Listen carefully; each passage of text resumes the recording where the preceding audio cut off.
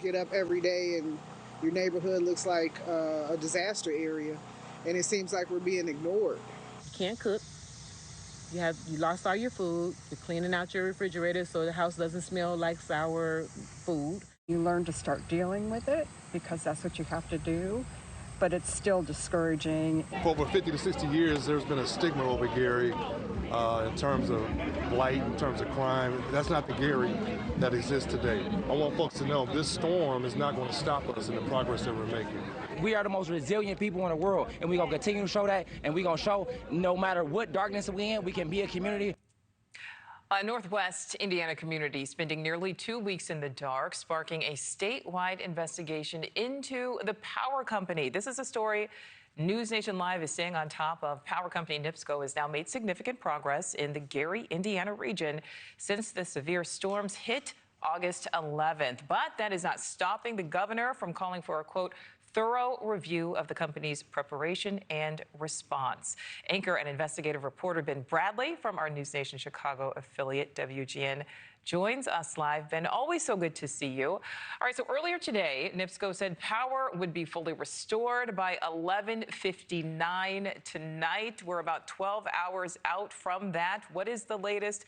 Is that deadline likely to be met? Well, we have about 3,500 customers in and around Gary, Indiana, who are still without power. That's down from just under 400,000 2 weeks ago when storms pushed through the entire Chicago region. But think about that, 2 weeks. The power company NIPSCO says this is the biggest outage it has ever faced. But we have also never seen an outage take this long for so many people to restore power. Think about it, 2 weeks without electricity, 2 weeks without refrigeration, 2 weeks without so many vital services, and so few answers from the power company. When we request interviews with executives to explain what's going on, we're given boilerplate responses. We're given answers that include, oh, I'm sorry, our team is just too busy working to restore power, as though the executives or the PR people are climbing poles and plugging in transformers.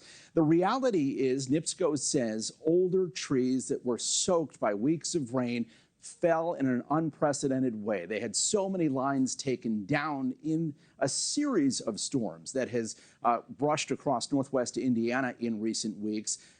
But the rest of the Chicago region also faced those same storms.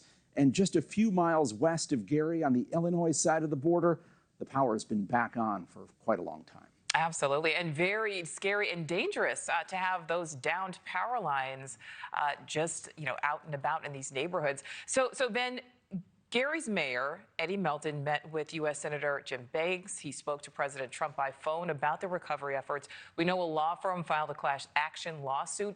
That was last Friday for residents alleging that NIPSCO had inadequate vegetation management prior to the storms. Of course, we're talking about all of those downed trees. The mayor was on our network yesterday morning. Let's listen to some of what he said then. Is their infrastructure, is their grid to maintain and manage and to predict weather of this magnitude. And they need to harden the infrastructure so we don't sustain this in the future moving forward. What we look at when we see this process is, I believe they should have brought in more crews at the beginning of this storm to address the restoration. We had 200 to 300 electric linemen in the beginning, and now we have nearly 700 electrical linemen, in addition to 300 vegetation crews. Now, that should have been on the ground on day one.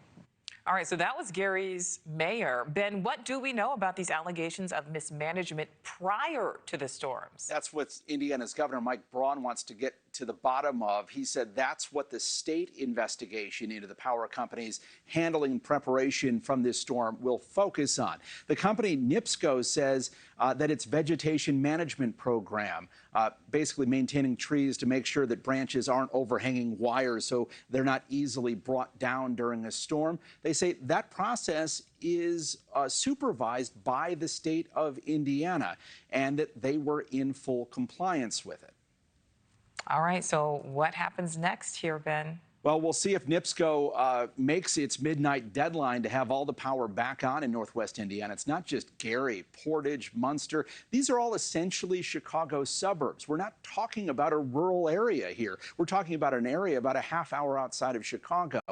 Thank you for watching. Subscribe below and download our NewsNation app right now on your phone, and you will get fact-based, unbiased news for all Americans.